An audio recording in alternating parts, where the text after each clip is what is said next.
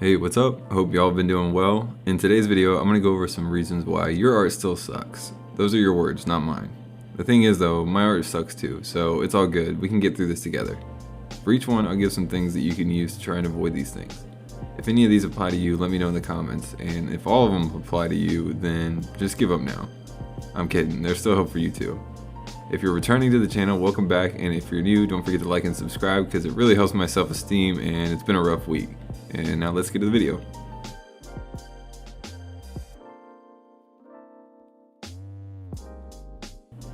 If you often find yourself taking long breaks from drawing, this time away will usually hurt your progress at least a little bit. And if it doesn't hurt the progress you made, you can bet that you at least haven't improved in that time considering you haven't drawn anything. For me, anytime I take a step away for an extended amount of time, there's usually this awkward phase I have to get through before I'm feeling like I'm back to where I was when I last drew something. To avoid this, try and set a limit for the time that you give yourself. It's okay to take maybe a week off, but try not to take months at a time. Unless you need to take care of yourself, then definitely do that because your health is more important than anything. When I say no focus, I mean you don't really think about what you're drawing even after you're done. You may know what you want to draw, but afterward you don't really take a hard look at what you might want to do differently next time. Because of this, you go from each drawing to the next without really seeing much improvement. If you don't have the ability to self-critique your drawings, look for places you can submit your drawings where people can critique it for you. One place I go for a lot of honest feedback is Reddit. There are several subreddits that you can post to where you'll get honest feedback, even if you didn't ask for it. I'll put the links in the description.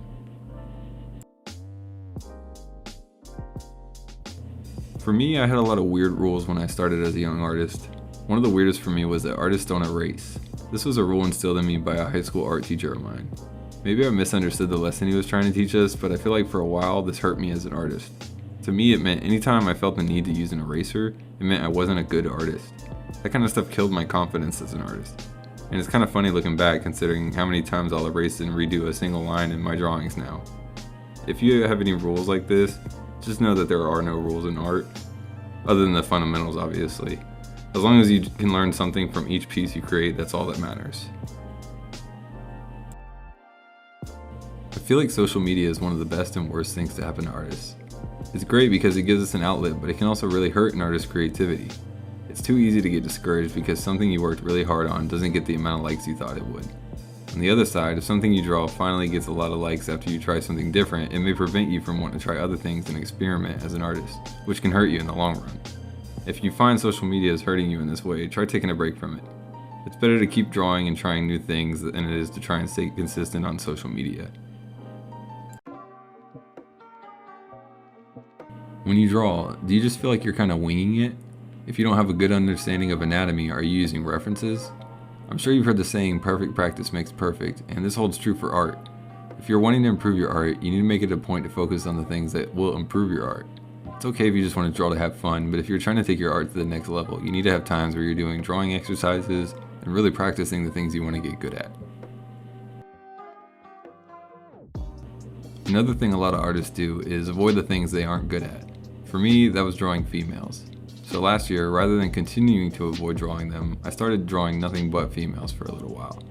Now I try to draw a good balance of both male and female characters so I can continue to improve both. So whatever it is you struggle with, like hands, clothing, hair, make it a point to tackle these challenges head on and you will thank yourself later. It's important as an artist to go out in the world and get inspired. Going for a walk outside, playing video games with some friends, listening to music, even if that just means booting up a new anime on Hulu and binging for a weekend.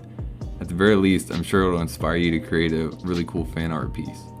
Reading books is another thing that you can do that really gets the imagination going. The more experiences you have in life as an artist, the more you'll have to pull from later when you're trying to create something new. If you're trying to draw from your imagination and it's just not coming out right, try using a reference. I go to Pinterest all the time and look for different unique poses that might be fun to draw. For example, here's a reference I'm using for this drawing. But if you're looking for something specific, then I'd recommend taking your own reference photos. One easy way to do this is to set your phone up on a tripod and record a video of yourself doing different poses.